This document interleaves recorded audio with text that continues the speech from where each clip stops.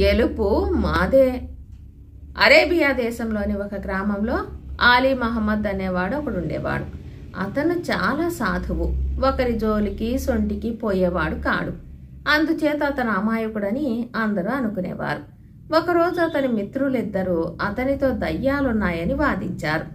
దయ్యాలు భూతాలు ఏమీ లేవన్నాడు ఆలీ మహమ్మద్. ఊరికి పడమరగా ఉన్న కొండ మీద జువ్వి చెట్టు నిండా దయ్యాలు భూతాలు ఉన్నాయన్నారు ఆలీ మిత్రులు. అదంతా శుద్ధ అబద్ధం అన్నాడు ఆలీ. చెప్పటం తేలికే, అమావాస్య రాత్రి కటిక చీకటిలో నువ్వు ఒంటరిగా ఆ చెట్టు కింద గడపగలవా అన్నారు మిత్రులు. నాకేం భయం లేదు అన్నాడు ఆలీ. అయితే రేపే అమావాస్య. రేపు రాత్రి తెల్లవార్లు గాఢాంధకారంలో కొండ మీద దయ్యాల జువ్వి కింద కూర్చో. ఆ పని చేయగలిగితే నీకు సుష్టుగా భోజనం పెట్టిస్తాం. లేని పక్షంలో నువ్వే మాకు భోజనం పెట్టించాలి అన్నారు ఆలీ మిత్రులు. సరేనన్నాడు. మర్నాడు సాయంకాలం కంచర గాడిదల మీద ముగ్గురు స్నేహితులు కొండ మీదికి వెళ్లారు. పొద్దుగూకే సమయానికి ఆలీని జువ్వి చెట్టు కింద వదిలిపెట్టి అతని కంచర గాడిదతో సహా అతని స్నేహితులు గ్రామానికి తిరుగుముఖం పట్టారు. వెళ్ళిపోయేటప్పుడు వారు ఆలీతో, అనుకున్న నియమాలన్నీ విధిగా పాటించాలి సుమా. రేపు ఉదయమే నీ కొరకు వస్తాం. అప్పటిదాకా నీవు జీవించి ఉంటే మనం తిరిగి కలుసుకుందాం, సరేనా అని నవ్వుతూ వెళ్ళిపోయారు. కొండ చాటున ఉండటం వల్ల అప్పుడే గ్రామంలో చీకటి పడింది. క్రమంగా అన్ని ఇళ్లలోనూ దీపాలు వెలిగాయి. కొద్దిసేపట్లో చలి ఆరంభమయ్యింది. క్రమంగా మంచు కూడా పడనారంభించింది. ఆలీకి చలి బాధ, ఆకలి బాధ ఎక్కువయ్యింది. ఈ బాధలతో పోలిస్తే దయ్యాల వల్ల కలిగే బాధ ఒక లెక్కలోదా? తెల్లవారి పందెం గెలవగానే ముగ్గురకు సరిపడిన భోజనం నేనే చేసేస్తాను అనుకున్నాడు ఆలీ. రాత్రి గడిచిన కొద్దీ గ్రామంలోని దీపాలన్నీ ఆరిపోసాగినాయి. ఒక్క మిద్దె మీది గదిలో మాత్రం దీపం ఆరకపోవటం గమనించాడు ఆలీ. ఆ గదిలో ఎవరు మేలుకున్నారో, ఎందుకు మేలుకున్నారో ఊహించుకుంటూ చలి బాధ, ఆకలి బాధ మర్చిపోవటానికి ప్రయత్నించాడు. ఎందుచేతనో గాని ఆ దీపం తెల్లవార్లు అలా వెలుగుతూనే ఉంది. ఎట్లాగైతేనే తెల్లవారింది. ఆలీ మిత్రులు 3 కంచర గాడిదలతో సహా వచ్చారు. ఆకలి దహించుకుపోతోంది. పందెం గెలిచాను గనుక నాకు వేగిరం అన్నం పెట్టించండి అన్నాడు మిత్రులతో ఆలీ. కాస్త గాడిదను కట్టేయి. మనం అనుకున్న నియమాలన్నిటినీ నువ్వు పాలించి ఉంటేనే మేం ఓడిపోయినట్టు, లేని పక్షంలో నువ్వే ఓడిపోయినట్టు అన్నారు మిత్రులు. తెల్లవార్లు చీకటిలో ఈ జువ్వి చెట్టు కింద గడిపాను కదా, ఇంకే నియమాలున్నాయి అన్నాడు ఆలీ. ఆలోచించుకో, తెల్లవార్లు గాఢాంధకారంలో గడిపావా అన్నారు మిత్రులు. నా దగ్గర దీపం లేందే అన్నాడు ఆలీ అనుమానంగా వాళ్ళని చూస్తూ. నీ దగ్గర లేకపోతే సరే, గత రాత్రి ఊళ్ళో ఒక మిద్దెలోని ఒక గదిలో తెల్లవార్లు కొవ్వొత్తి ఒకటి వెలిగినట్టు మాకు తెలియవచ్చింది. ఆ దీపకాంతి నీకు గాని కనిపించలేదు కదా అన్నారు వాళ్ళు.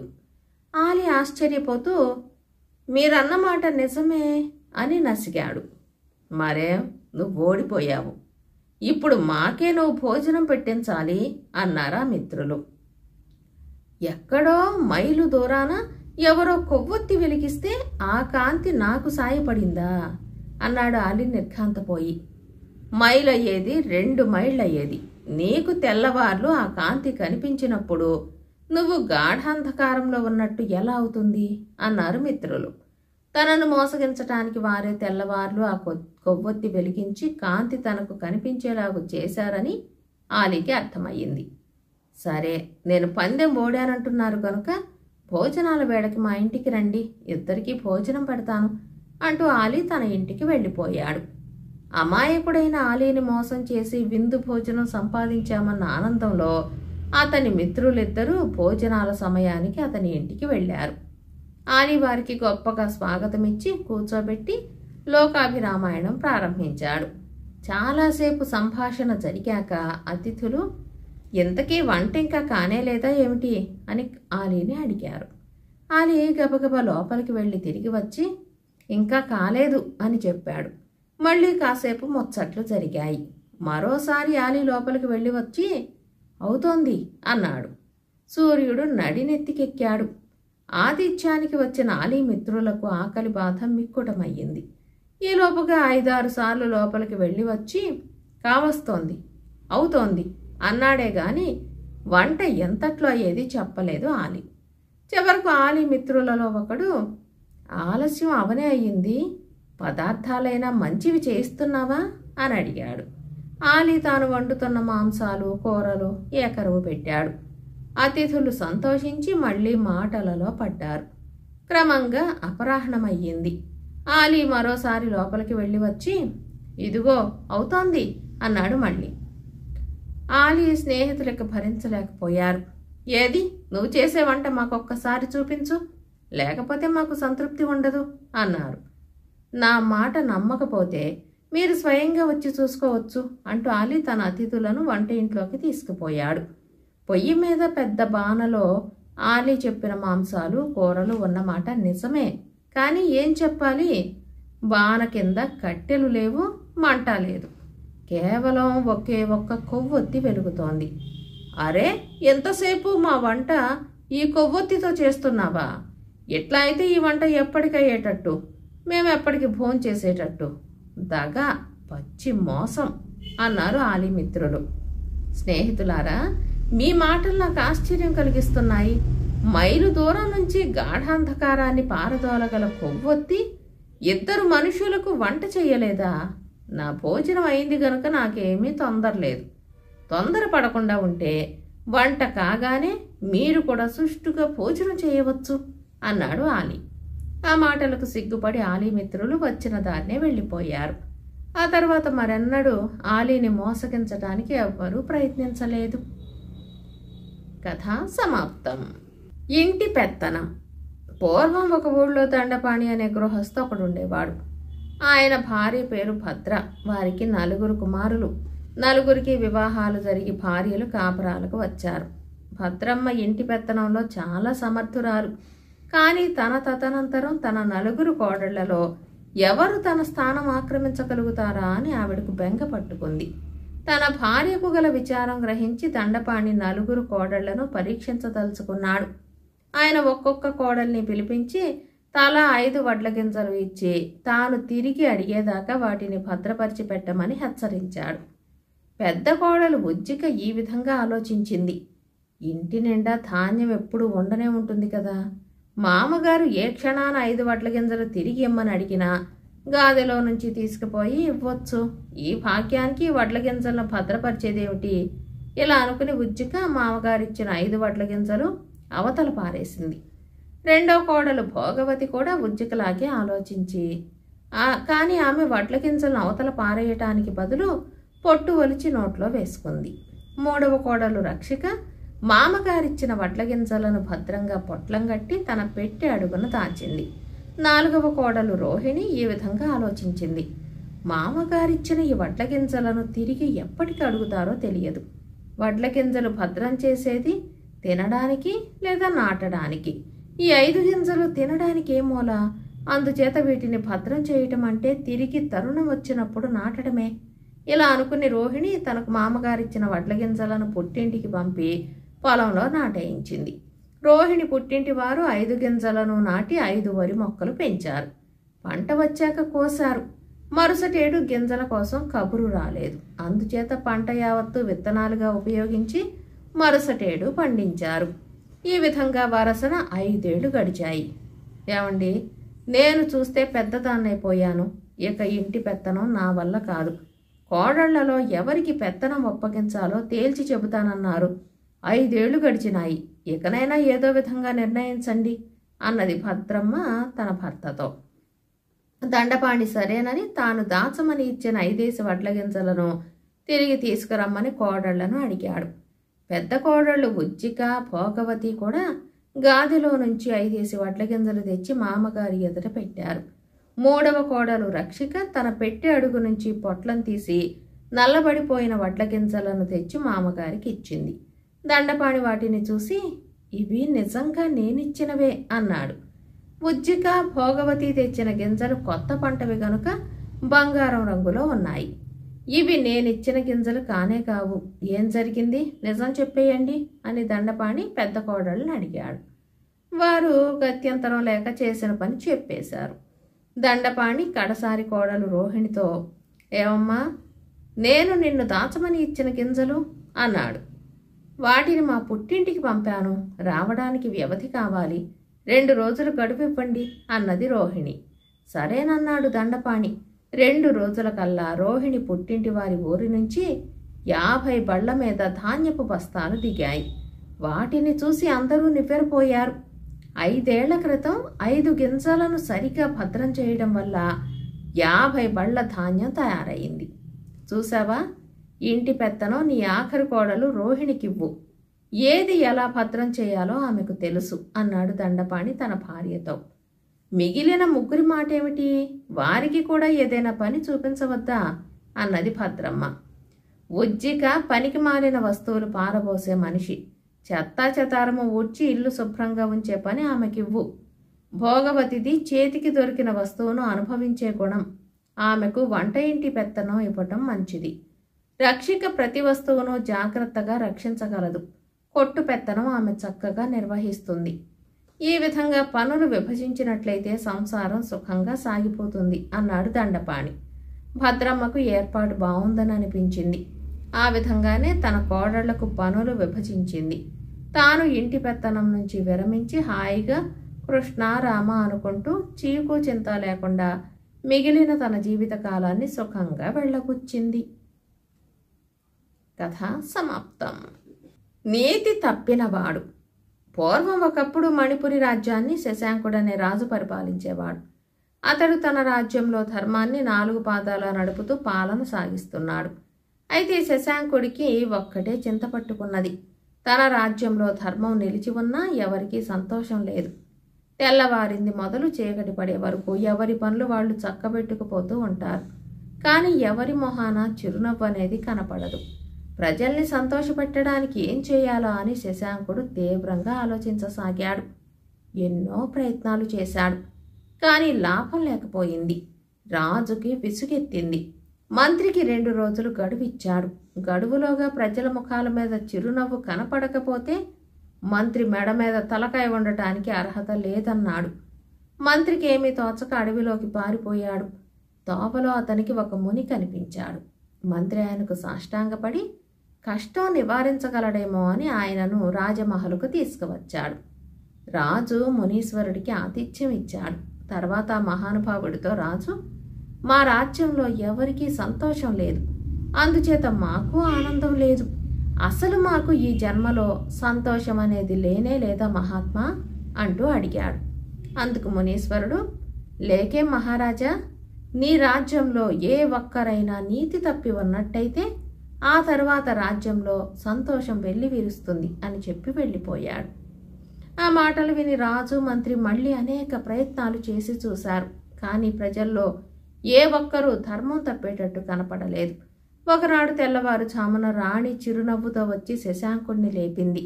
మందహాసంతో ఉన్న భార్యని చూసి రాజు ఆశ్చర్యపోయాడు. బయటికి వచ్చేటప్పటికి సేనాధిపతి మంత్రి మాట్లాడుకుంటూ బిగ్గరగా నవ్వుకుంటున్నారు. రాజు దాసదాసీ జనాన్ని చూశాడు. అందరి ముఖాలలోనూ సంతోషం పూర్తిగా తొణికిసలాడుతూ ఉంది. రాజు మనస్సుకు ఎంతో శాంతి ఏర్పడింది. మంత్రిని పిలిచి రాజ్యంలో ఎవరు నీతి తప్పారో పిలిపించి అర్ధరాజ్యం బహూకరించమన్నాడు. మంత్రి వెళ్లి రాజ్యమంతా గాలించి వచ్చాడు. కానీ ఎవ్వరూ నీతి తప్పినట్టు కనపడలేదు. శశాంకుడు విదూషకుణ్ణి పిలిపించాడు. నువ్వు ఇన్నాళ్ళు మా సొమ్ము తింటూ కూర్చున్నావు గాని మమ్మల్ని నవ్వించిన పాపాన పోయావా? మన రాజ్యానికి నిన్న ఒక మునీశ్వరుడు వచ్చాడు. అతడు వచ్చినప్పటి నుంచి మన ప్రజకి సంతోషం కలిగింది.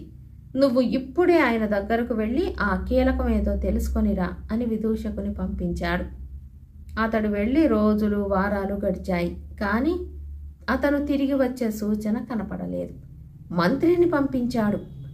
మంత్రి తిరిగి రాలేదు. అందుచేత రాజే స్వయంగా బయలుదేరి మునీశ్వరుడి ఆశ్రమానికి వెళ్ళాడు. తక్కిన వారిలాగానే రాజు తిరిగి రాలేదు. రాజు కూడా తిరిగి రాకపోయేసరికి రాణికి కంగారు పుట్టుకుంది. యువరాజును పంపిద్దామని అనుకుంది రాణి. కానీ ఒక్కగానొక్క కొడుకును పంపించి వేస్తే రాజ్యానికి పాలకులు ఎవరూ ఉండరు కదా. అందుచేత అతడిని పంపకుండా ఊరుకుంది. ఇక మణిపురి రాజ్యానికి పక్కనే ఒక సామంత రాజ్యం ఉంది. ఆ సామంత రాజు గొప్ప బలశాలి. సమయం దొరికితే శశాంకుడి మీద ఎదురు తిరుగుదామని చూస్తున్నాడు. ఇంకేం, ఇప్పుడు ఆ సమయం వచ్చింది అనుకున్నాడు. చతురంగ బలంతో మణిపుర రాజ్యం మీదకి దండెత్తి వెళ్ళాడు. చేసేదేమీ లేక రాణి తన కొడుకును పంపించింది రాజును తీసుకురమ్మని. యువరాజు మునీశ్వరుడి ఆశ్రమానికి వెళ్ళాడు. అక్కడ రాజు ముని చదరంగమాడుతూ మంచి దీక్షలో ఉన్నారు. ఓడిపోయిన మంత్రి విదూషకుడు ఒక పక్కన తెల్ల మొహాలతో చూస్తూ ఉన్నారు. యువరాజు ఆత్రంతో సంగతి సందర్భాలు చెప్పి వెంటనే బయలుదేరమన్నాడు తండ్రిని. కానీ రాజు మరి 2 ఆటలు ఆడితే గాని ఇక్కడి నుంచి కదల్లేనురా అన్నాడు. యువరాజుకి ఏమీ తోచలేదు. తండ్రి సంగతి చూస్తే కదిలి వచ్చేటట్టు లేడు. శత్రువులు కోట చుట్టి వేశారు. అందుచేత తానే సైన్యాన్ని నడిపి సామంతరాజుని ఎదిరించాడు. ఆ సామంతరాజుది చాలా గొప్ప సైన్యం. అతడు మహాబలవంతుడు కనుక యువరాజును అతను సులభంగా ఖైదు చేశాడు.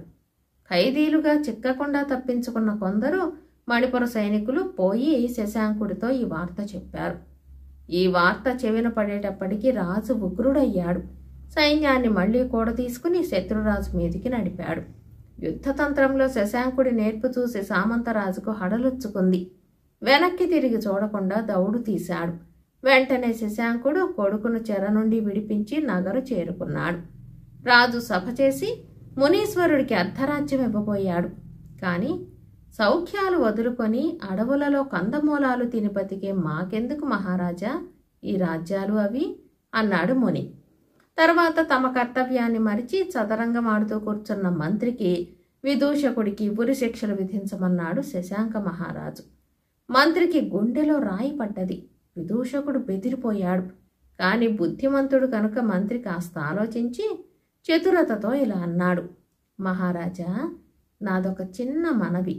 మా కర్తవ్యం మరిచి మేము జోదంలో పడిపోవడం తప్పే.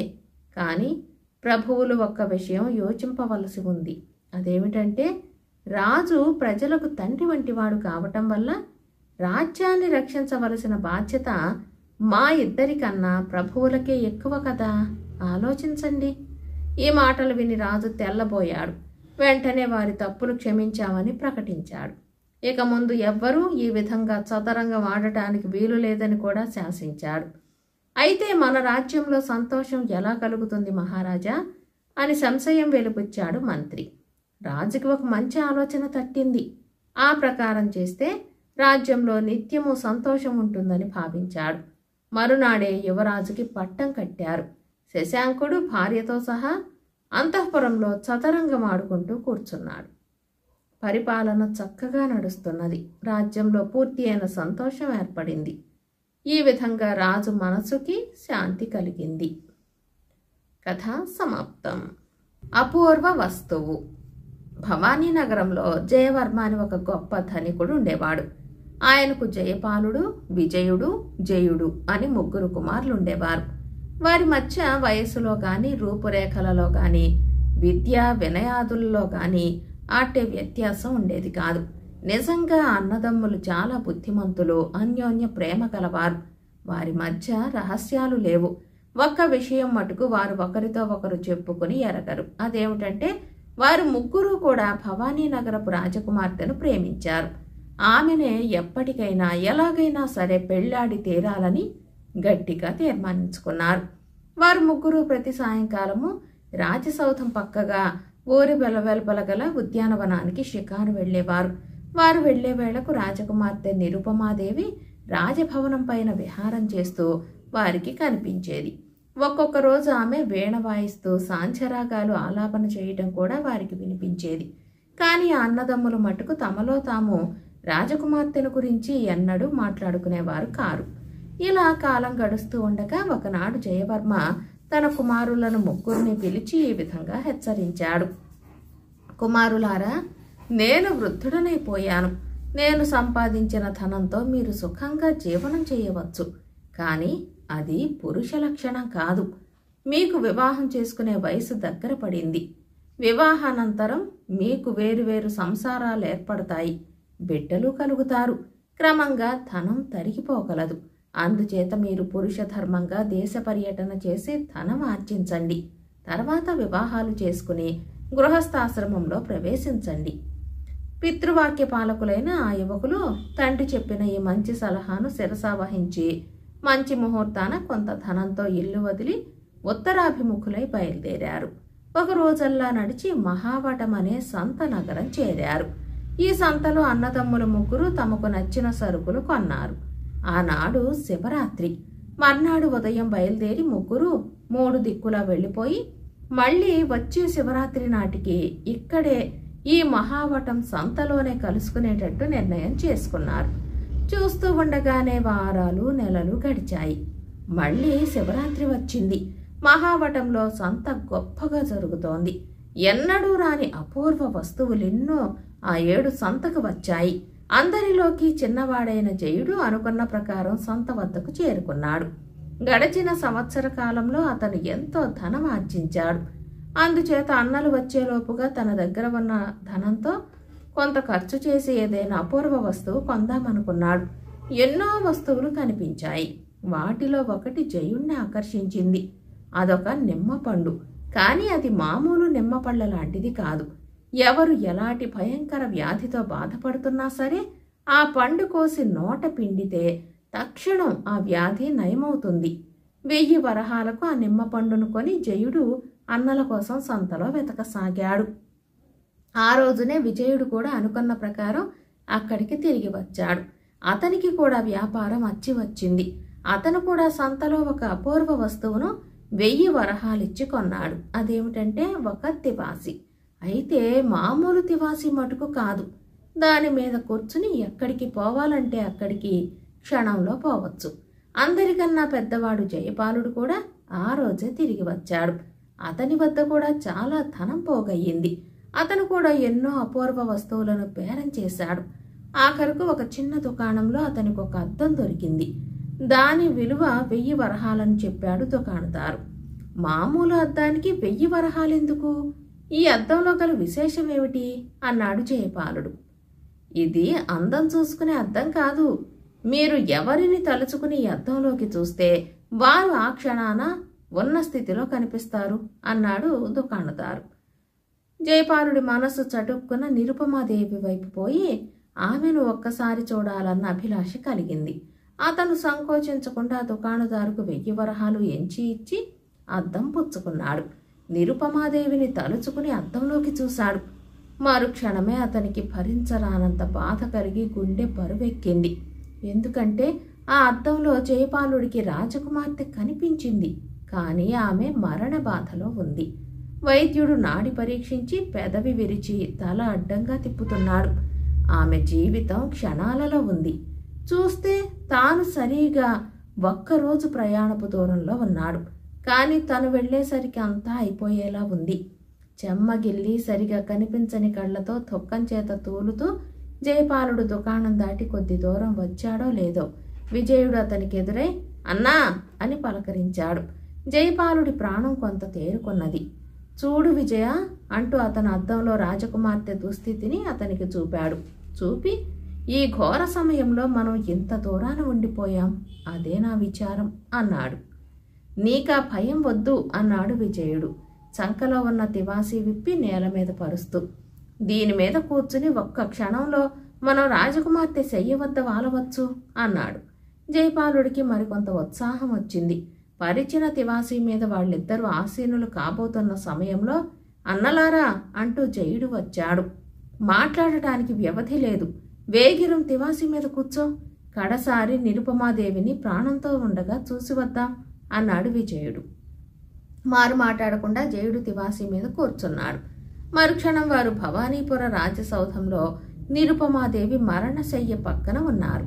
జయుడు ఆమె సమీపానికి వెళ్లి తన వద్దనున్న నిమ్మపండును కోసి పాలిపోయిన ఆమె పెదవుల మధ్య రసాన్ని పిండాడు. మరుక్షణమే రాజకుమార్తెలో ఆశ్చర్యకరమైన మార్పు కలిగింది. ఆమె ముఖానికి తిరిగి కాంతి వచ్చింది. కొద్ది క్షణాలలో ఆమె కళ్ళు తెరిచి లేచి కూర్చున్నది. అక్కడ ఉన్నవారంతా ఆనందాశ్రువులు రాల్చారు. రాజబంధువుల ఆనందం కన్నా సోదరుల పట్ల రాజుగారు కనబరిచిన కృతజ్ఞత అపారమైంది. ఆయన 3 సోదరుల చేతులు పట్టుకుని, నాయనలారా, మీరు నా కుమార్తెను బతికించటానికి స్వర్గం నుంచి అవతరించిన దేవతలు గాని మానవ మాతృలు కారు. మీరు నా ఇంటనే ఉండి నా కుమార్తె వివాహం అయ్యే వరకు నా ఆతిథ్యం స్వీకరించాలి అన్నాడు. అన్నదమ్ములు సమ్మతించారు. అయితే ఒక చిక్కు వచ్చి పడింది. తన కుమార్తె వ్యాధి కుదిర్చిన వారికి ఆమెనిచ్చి వివాహం చేస్తానని రాజు చాటించి ఉన్నాడు. ఆ ప్రకారం ఈ ముగ్గురిలో ఎవరో ఒకరికి ఆమెనిచ్చి చేయటానికి రాజు నిశ్చయించాడు. ఈ గౌరవం ముగ్గురిలోనూ ఎవరికి దక్కుతుందో నిర్ణయించమని రాజు మంత్రిని పురమాయించాడు. అయితే ముగ్గురి కథనము విన్న మీదట మంత్రి కూడా అయోమయంలో పడ్డాడు. రాజకుమార్తె ప్రాణం కాపాడిన వారు ముగ్గురిలో ఎవరైనట్టు? జయపాలుడు తన అద్దంలో కనిపెట్టకపోతే నిరుపమాదేవి వ్యాధిని గురించి వారికి తెలిసి ఉండదు. విజయుడు తివాసి సహాయం లేకపోతే వారు సమయానికి రాగలిగి ఉండరు. జయుడి నిమ్మపండు లేకపోతే ఆమె వ్యాధి నివారణ అయ్యే ఉండదు. పోని రాజకుమార్తెను ఎవరు పెళ్లాడతారో మీలో మీరు తేల్చుకుని చెప్పండి అని అన్నదమ్ములను అడిగితే ఎన్నడూ తగువలాడని ఆ సోదరులు ఆమెను నేనే పెళ్లాడాలంటే నేనే పెళ్లాడాలని వాదించసాగారు. మహాప్రభు, ఇది తార్కికుల వల్ల గాని తేలదు. సభ ఏర్పాటు చేసి గొప్ప తార్కికులను పిలిపించి సమస్య ఇద్దాం అన్నాడు మంత్రి. రాజు సరేనన్నాడు. కొద్ది రోజులలో సభ ఏర్పాటయింది. రోజుల తరబడి వాగ్వాదాలు జరిగాయి. అయినా సమస్య ఉన్న చోటనే ఉండిపోయింది. చిట్ట చివరకు రాజకుమార్తె నిరుపమాదేవి జోక్యం కలిగించుకుంది. ఈ సమస్యను పరిష్కరించే మార్గం సూచించటానికి తనకు అవకాశం ఇమ్మని వేడుకుంది. తాము పరిష్కరించలేని సమస్యను ఆమె పరిష్కరిస్తుందా అని దిగ్దంతుల వంటి తార్కికులు ఆశ్చర్యపడ్డారు. మీరంతా కూడా తప్పుదోవను ఆలోచిస్తున్నట్టు నాకు తోస్తోంది. నా ప్రాణం కాపాడటానికి ఈ ముగ్గురు సోదరులలో ఎవరు ఎక్కువ బాధ్యులనే విషయం మీరు వితర్కిస్తున్నారు. ముగ్గురు సమంగానే బాధ్యులు. అయితే ఒక ముఖ్యమైన విషయం మీరు ఉపేక్షించారు. అదేమిటంటే నా కోసం ఎవరు ఎక్కువ త్యాగం చేశారనేది. జయపాలుడి అద్దం, విజయుడి తివాసి, జయుడి నిమ్మపండు మూడు నాకు ప్రాణదానం చేశాయి. అయితే జయపాలుడి అద్దం జయపాలుడికున్నది. దానిలో ఆయన ఇతరులని చూడవచ్చు. విజయుడి తివాసి విజయుడికున్నది. దానిపైన ఆయన ఇతర స్థలాలకు వెళ్ళవచ్చు. కాని జయుడి నిమ్మపండు ఖర్చయిపోయింది. దానితో ఆయన మరెవరిని బతికించుకోలేడు. నాకు భర్త కాగలవారెవరో తమరందరూ ఆలోచించి ఇప్పుడు నిర్ణయించండి అన్నది రాజకుమార్తె. నిరుపమాదేవి బుద్ధి సూక్ష్మతకు అందరూ హర్షించారు. ఆమెకు జయుడికి వైభవంగా వివాహం జరిగింది.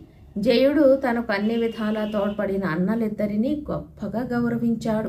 తన కుమారులు ఈ విధంగా ప్రయోజకులైనందుకు జయవర్మ కూడా సంతోషించాడు. కథ సమాప్తం.